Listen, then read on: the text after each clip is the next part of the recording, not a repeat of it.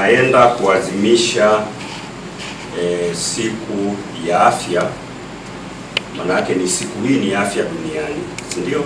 Lakini tunaadhimisha kitaifa wiki yetu ya afya ambayo kilele chake kitakuwa tarehe 8.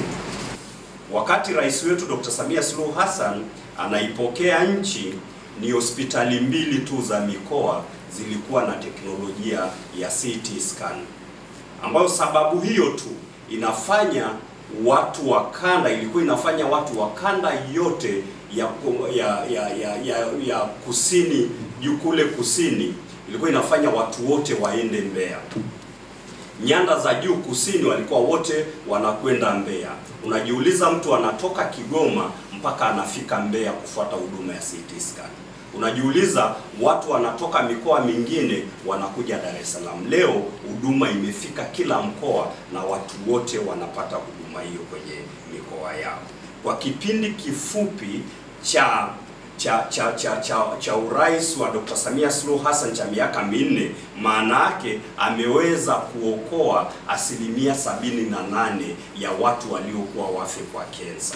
Maana yake tukienda tukapata data za mwaka huu, inawezekana tukawa tumekwenda juu zaidi. Lakini leo teknolojia ya tiba ya kensa iliyowekwa kwenye hospitali yetu leo, ilikuwa wakati rais wetu Dr. Samia Suluhu Hassan anaingia madarakani, ilikuwa tunakwenda kuchukua mionzi tiba Afrika Kusini na Uturuki.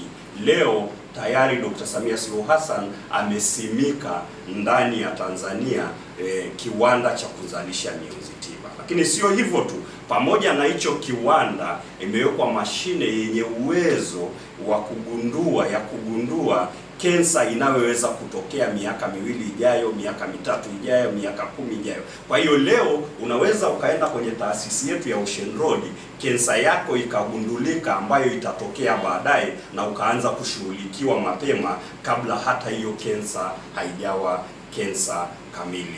Hayo ndio mabadiliko makubwa tunayosema, na ndio maana ninasema mabadiliko wanayoyataka Watanzania ni mabadiliko haya, ni reform hizi anazofanya Dr. Samia kwenye sekta ya afya. Kwa teknolojia alizowekeza Dr. Samia Suluhu Hassan, leo unafanyiwa operation chini ya sakafu ya ubongo kwa kupitia tu kwenye pua.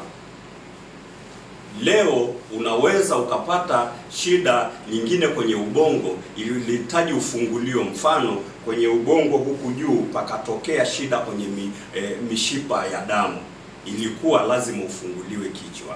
Leo kwa teknolojia aliyoileta Dr. Samia Suluhu Hassan, unaweza ukapitia mshipa mkubwa ulioko mguuni, ikapelekwa vifaa na ukafanyiwa operation kwa kupitia mshipa mkubwa wa mguuni, ikapelekwa vifaa mpaka kichwani na ukafunguliwa na ukatibiwa bila kuhitaji kupasua kichwa.